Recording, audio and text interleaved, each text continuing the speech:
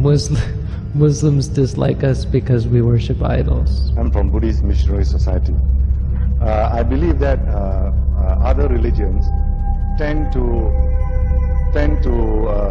associate or criticize Buddhists for being idol worshippers. So my question is, are we Buddhists really idol worshippers?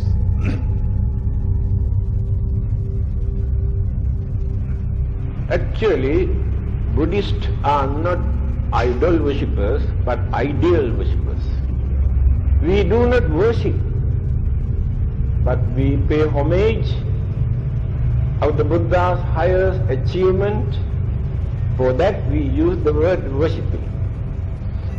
But we do not worship idols. We worship the Buddha. But the image is important for us to concentrate. And of course the defense that's always used, that I haven't used, is that we use the Buddha image in order to recollect the Buddha. We take the Buddha image as a symbol. Then very easily we can concentrate and we can recall the Buddha in our mind. Therefore, it is wrong for people to say that we are idol worshippers. And Sangha. We are praying to enlightened beings. So Buddha Shakyamuni is the primary enlightened being. However, there are many, many enlightened beings. Through the virtues I collect by giving in other perfections. Buddhism is not making much headway on a monastic level into the rest of the world. 𝗦𝗨𝗕𝗦𝗧 has been widely accused of making hate speeches that target Muslims. 𝗦𝗨𝗕𝗦𝗧 admits he is concerned about what he describes as the Islamization of Sri Lanka, where one day Islam may overtake Buddhism as the dominant religion. For that reason, he says he intends to do everything within his power to ensure that the Sinhalese Buddhist culture continues to dominate. Where they're sitting ducks, getting fat off of donations, living in opulent golden palaces. Not a hard target to hit. That's really the point, is we don't have to be so obvious about who we are. So the word atheist is just a shock to people. It's a four-letter word.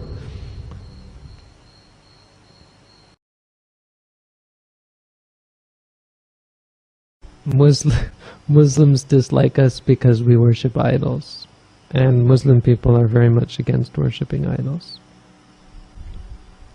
Well, you know what? The problem is we do worship idols. Sad to say, but a lot of Buddhists do worship idols. They think of the Buddha as a god, and more especially when they don't think of the Buddha as a god. But there are people who wear Buddha images around their necks, thinking that it's going to protect them.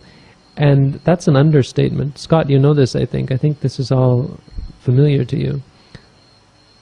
That there are people out there who pay millions of dollars for a single small Buddha image.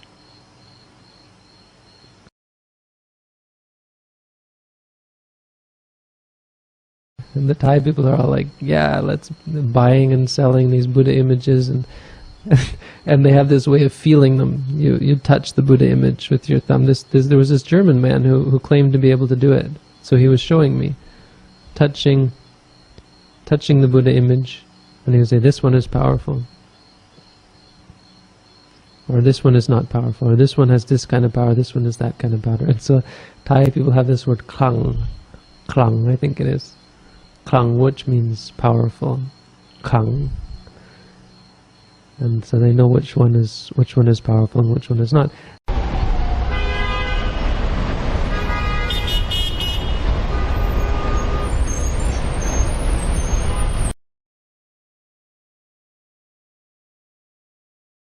They have this huge ceremony to bless and to christen a Buddha image and make it powerful, and they put all sorts of spells over it and all sorts of stuff.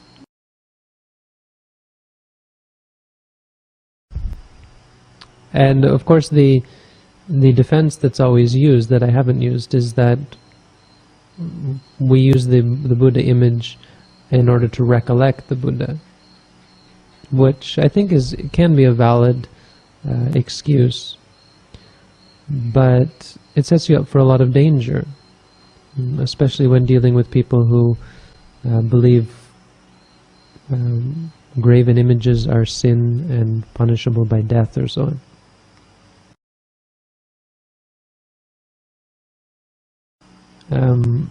Because not all Muslims dislike us.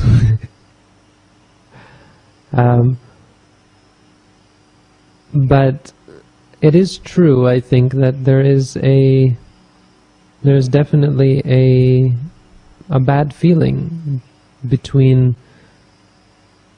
what is essentially an atheistic religion and the theistic religions. I mean, Hinduism is, I guess, an exception, because in Hinduism they don't exactly worship the gods. They, when they interact with them, and there's the general belief that one can become God. Judaism also doesn't have so much trouble, because in Judaism they can argue with God, and God is very much a part of the universe, but he doesn't play the central role in what it means to be Jewish. So Jewish people can often come and practice meditation.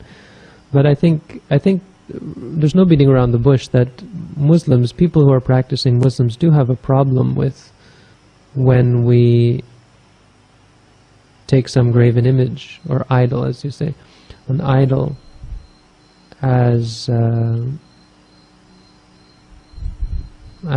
substitute. Because to them that's the ultimate blasphemy. It's like putting a piece of rock on the same level as the most important thing in the universe, which is their God.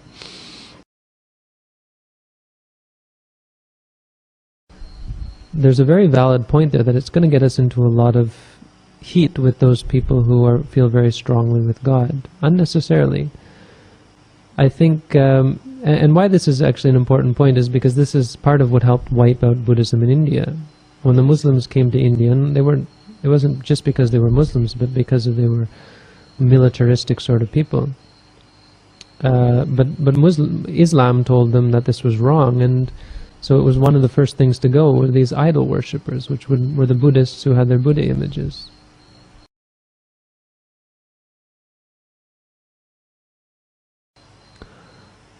And I think that can be extrapolated to a more modern example.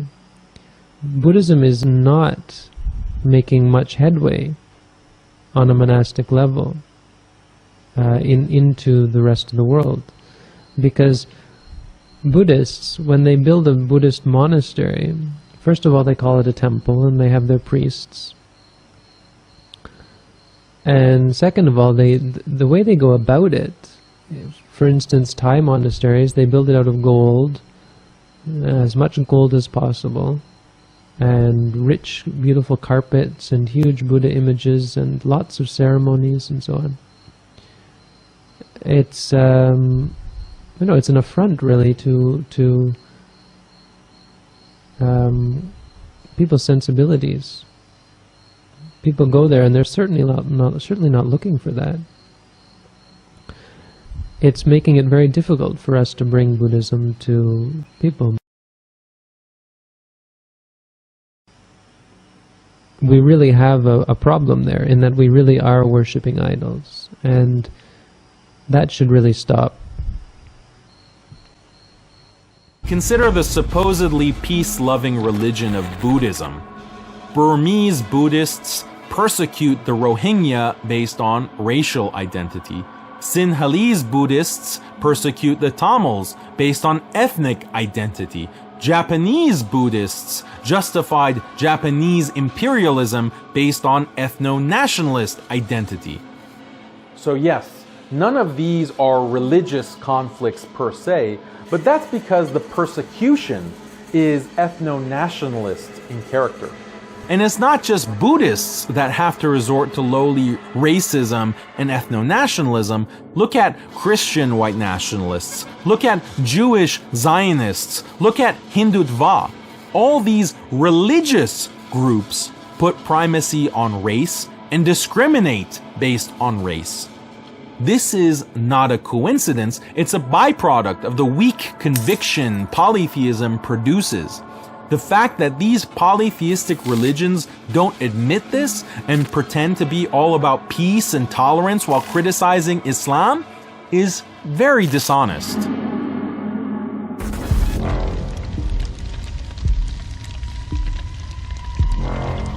It's not surprising that all these polytheistic religions come together to criticize Islam. Just look online. You see Christians obsessed with Islam, Jewish Zionists obsessed with Islam, Buddhist nationalists, Hindutva, and even atheists. They're all seething about Islam. You hardly see a Christian debunking Buddhist scripture or a Hindu deconstructing Jewish theology. Why are they all focused on Islam? What's so telling is that these religions don't criticize Islam on the basis of their own traditional doctrines. Rather, their main criticism is that Islam is not liberal and modern enough. Islam doesn't respect women's rights like we do. Islam doesn't respect LGBT like we do. Islam is not as tolerant and freedom-loving as we are. These are nothing more than modern secular values that these other religions have sold out to. Liberal modernity is their true religion, and it just comes in a Christian, Jewish, Hindu, or Buddhist flavor. But as we've seen, Muslims can critique other religions based on Islamic standards of monotheism, which are so clearly more beautiful, more moral, and more intuitively compelling than the ugliness of polytheism. In contrast, these polytheistic religious doctrines are either too repugnant or too irrational to use to criticize Islam. So all they can do is cry about Islam not selling out to liberal secularism the same way they did. Deep down, they know their religion's all sold out, but Muslims haven't, and that burns them up inside. What makes them even more enraged is the fact that Muslims won't assimilate. Look at how agitated Christian white nationalists are about Muslim immigration. Look at how much anxiety Hindutva has about Muslims converting and marrying Hindus. Look at how nervous Jewish Zionists are about Palestinian birth rates. Look at how incensed Buddhists in Myanmar are about their Muslim demographic. Look at how livid Western atheists get about Muslim minorities not accepting Western values. They're all terrified about the Muslim population growing. They're worried about Muslim conversion. They're nervous about strong Muslim commitment to Islamic law. All of these things are directly tied to the strong faith that Islamic monotheism produces that all these other religions lack. People assume that every religion is based on deep humility, love, and gratitude. But this is a very monotheistic understanding of religion. This psychology can only exist in polytheistic religions to a confused extent. But profound, deep faith based on love, gratitude, and submission in their maximum, purest form is only possible in Islam, because Islam directs these feelings solely toward our Creator. This makes Islam the most beautiful religion, the most just religion, whereas polytheists commit the worst injustice by devoting themselves to false gods. Ultimately, these other religions, what they're selling you is, come be a Christian, come be a Jew, Buddhist, Hindu, because we're more liberal. You can indulge in more fornication. You can indulge in more freedom. You can walk around naked in public. The only selling point of these religions is, we're not as bad as Islam. But Islam has a positive message. Islam offers tawheed, a pure monotheism that creates strong faith connecting you to your Creator, unshakable faith that can motivate you to stand up against the evil modernist onslaught.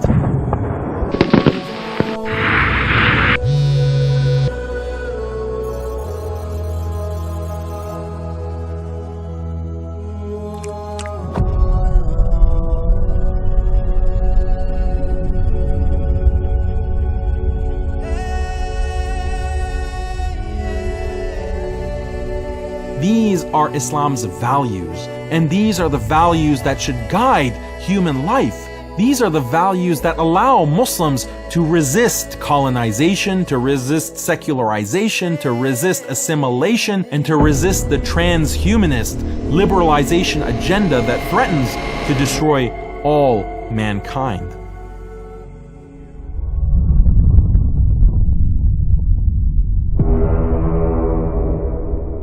Islam stands alone. And it's all because of one belief. There is no God except Allah.